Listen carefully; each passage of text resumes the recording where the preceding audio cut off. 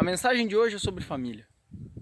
Hoje é Natal, independente da sua religião ou credo, o Natal é uma comemoração sobre família.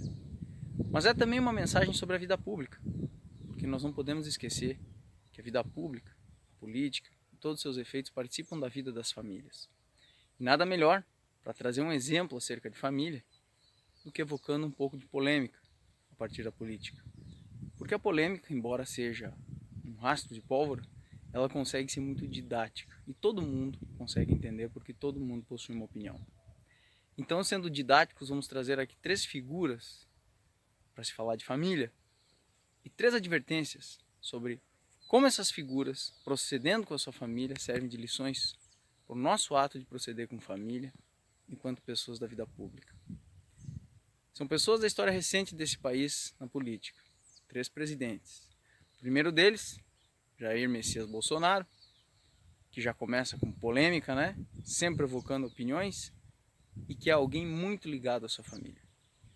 Ligado de uma maneira que a família tem sido alicerce para ele superar uma série de situações, de discórdias, de desapoios que têm sido vividos durante muitos momentos. Com opiniões contra ou a favor, não se pode negar. A família está presente no dia a dia desse presidente.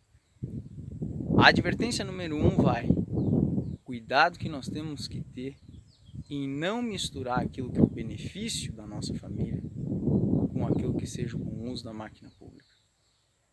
Todo mundo consegue entender aonde eu quero chegar com isso. Embora a gente tenha na nossa família um alicerce muito importante para as nossas conquistas pessoais, mas principalmente nos momentos de superação das nossas derrotas pessoais, misturá-la com a vida pública pode se tornar muito complicado. Fisiológico, pode se tornar desaconselhável. Então, saber dosar a participação da família na vida pública e o que seja o bem da nossa família em relação ao bem da sociedade é algo fundamental para o homem e para a mulher públicos. O segundo exemplo que eu trago, Michel Temer, que foi aí um presidente também polêmico, se tornou presidente numa circunstância polêmica, com apoios ou desapoios. A verdade é que ele traz consigo o exemplo da família histórica. Ele que tem uma tradição por linhagem, né, de ter vindo aí de um dos bolsões da imigração brasileira, o povo libanês, que assim como o povo sírio, como alguns dos povos do folheto árabe e os povos italianos, germânicos, alemães, enfim, diferentes grupos de imigrantes vieram no Brasil formar o alicerce da nova esperança do cultivo de uma vida e do progresso. E o Michel Temer deve ter sido em algum momento um grande orgulho para sua família, porque se tornou um estadista, mas antes disso um homem das letras, né, do direito. E aí vem a segunda advertência. Cuidado, a nossa vida, segundo o preceito da dialética, ainda está em movimento. Então, aquilo que pode ser um motivo de orgulho num dado momento, uma conquista pessoal, uma conquista que marca o alicerce de uma família que começou na humildade e de repente se vê ali entrando na possibilidade da cátedra de uma universidade, a conquista do lustro do conhecimento, da vida acadêmica, enfim, da vida como profissional liberal muitas vezes, tem que ser dosado porque a conquista não acaba ali. Ali, na verdade, começa o compromisso.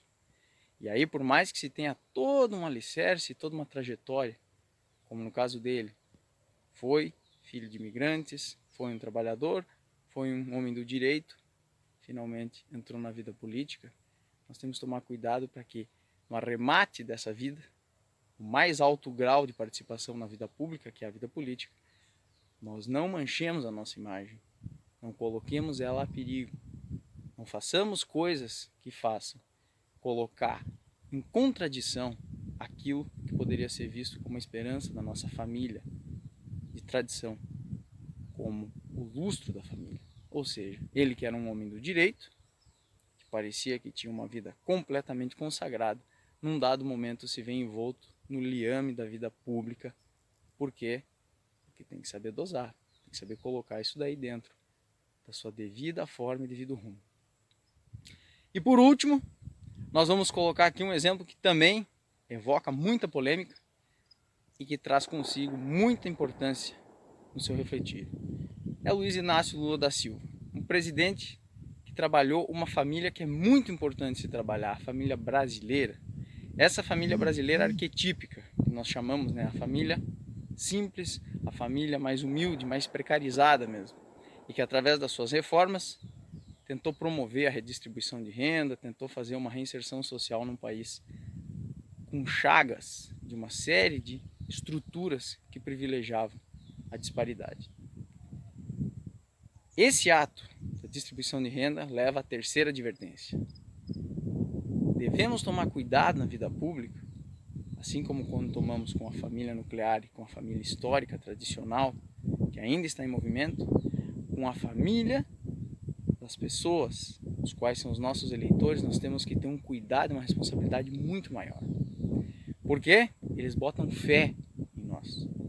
Nós não somos santos, nós não somos anjos, nós somos pessoas da vida pública. Isso é um fato, só homens e mulheres. Mas nós temos um compromisso com eles. E quando conquistas, como uma universidade, a primeira da família, ou uma conquista de renda a mais para botar um pouco de comida melhor na mesa, um conforto melhor no lar, começam a ser colocadas em contradição com uma vida pública que passa a ter investigações, processos e uma série de situações, essas pessoas que botaram fé se perguntam: mas isto foi bem havido? Será que foi isso mesmo que aconteceu? Afinal, nos impactou para o bem ou para o mal? Isso tem que ser pensado. O compromisso de que a forma como é feita a conquista em nome da vida pública para realizar para as famílias também tem que ser feito de uma maneira impoluta, de uma maneira categorizada. Por quê? Porque nós temos que tomar cuidado para que essas famílias não fiquem confusas depois. Se aquela figura na qual elas confiavam, elas ainda podem confiar. Porque é assim numa família. Na sua mãe você sempre vai poder confiar. Muitas vezes no seu pai você sempre vai poder confiar. E nos irmãos você procura confiar. Enfim, aquela família unida é uma que não lhe decepciona nunca. E se lhe decepciona, faz de tudo para tentar recuperar sua credibilidade. Então, nesses 3 exemplos, tem uma mensagem de família. Polêmicas à parte, partidarismos à parte, eu acho que aqui eu tentei ser o mais imparcial do possível, porque nós sempre temos alguma opinião. Mas que fique claro, a mensagem é: o homem e mulher da vida pública não devem misturar os interesses da sua família com as coisas da vida pública. E nem deixar superlativizar aquilo que é importante para a sua família em relação à vida pública. Ao mesmo tempo, tem um compromisso com a sua trajetória, com a sua família histórica, suas descendências, suas ascendências, porque a vida não para, ela é dialética, ela está em transformação.